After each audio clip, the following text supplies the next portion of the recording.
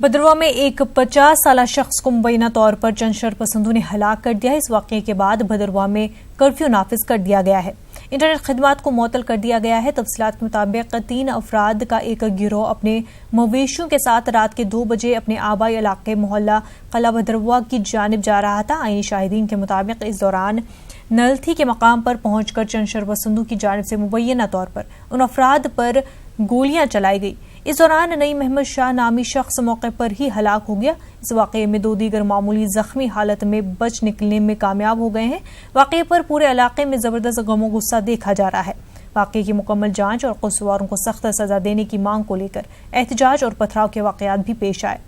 DDC डोडा doctor सागर, SSP Shabir Ahmad Malik और RR brigadier sector 4 के commander हालात पर नजर बनाए हुए हैं।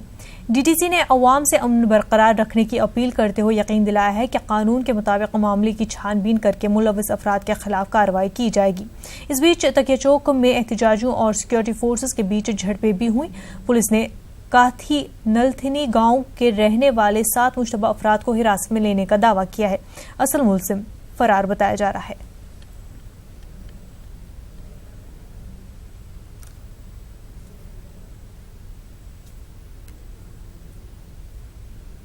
घोड़े 4-5 लाए थे हमने, घोड़े लेके आ रहे थे। बंदे ऊपर से 3-4 बंदे थे। एक को मैंने देखा, वो ऊपर से वो गालियां देने लगा, गाली मारने लगा। हमने नीचे से, मैंने टार्च मारी, मेरे हाथ में टार्च थी, मैंने टार्च मारी, उसको बोला हाँ भाई। उसने तब तक वहां से फायर कर दिया। जो मेरे साथ दूसरा अंकल था उसको सीधा, वो देखने लगा, उसको सीधा यहाँ पे लग गया, तो वो गिर गया रोड में।